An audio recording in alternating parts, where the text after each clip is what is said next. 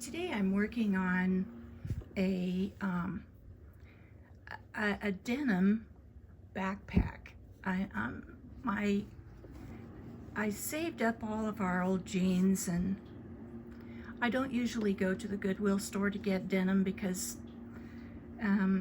with my family I have enough wore out old jeans that I can keep them, and usually always find enough denim somewhere to make something cute. And I think I used 3 pairs of jeans for the front. This is the back where the shoulder straps will go on the back, and the front is just like this, except it doesn't have any buckles. And these are from an old denim jacket that I got many years ago. I don't know, Christopher and Banks or Sears or someplace. And it had these pretty embroideries down the front of it. And so I don't wear it anymore, so I cut it up and I'm using that. But the main thing that I wanted to show you today, I'm kind of doing some quilting on here, and I'm using my the quilting bar, and I'm using my 37D foot.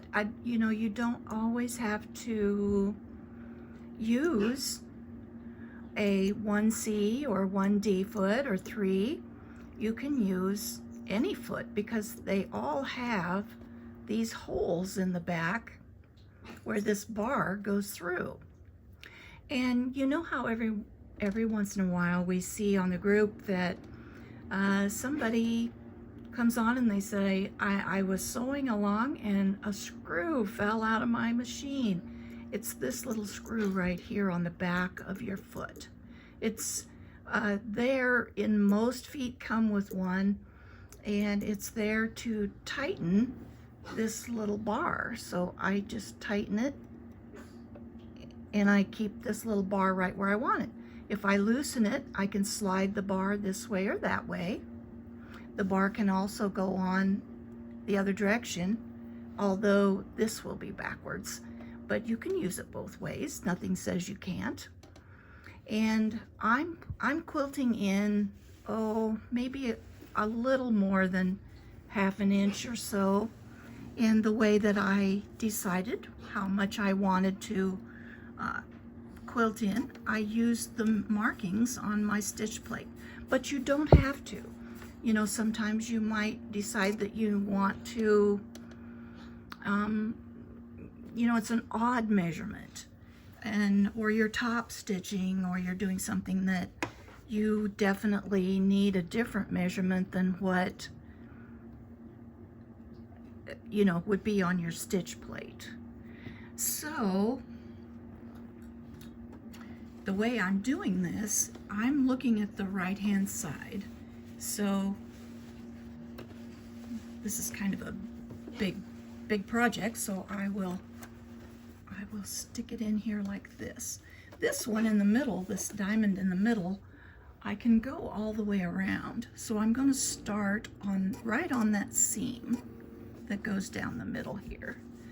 And then I have my bar over here on this seam, and I can top stitch perfectly along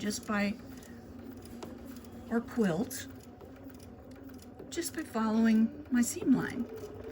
And since I can kind of gauge this with my eye, and I know that let me see here, make sure you can see.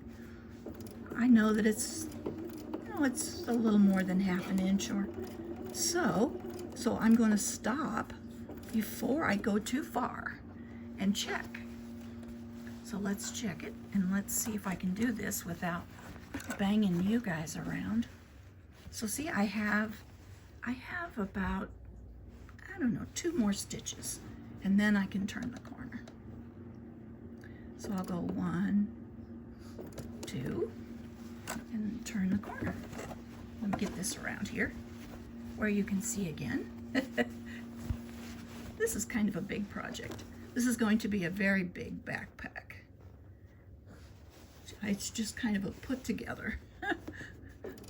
far as I know, there isn't any pattern for it, but you could take any backpack pattern and play with it when you have scraps of denim, and you can do all kinds of things. I could do some machine embroidery on here if I had notion to.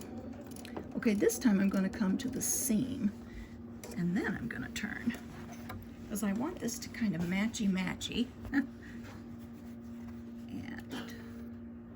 I'm just going to scoot along, and that is how you use your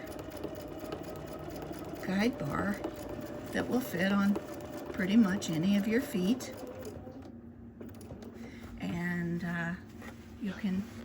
you'll know where that little screw came from if you find a screw on the bed of your sewing machine. I need to make one more stitch. One more.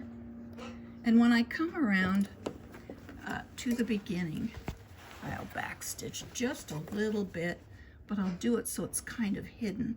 And I don't have my bar in here very tight, so I can move it, but it's tight enough that it won't go anywhere.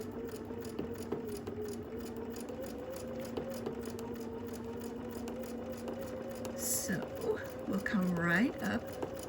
I'll come right up to my beginning stitches.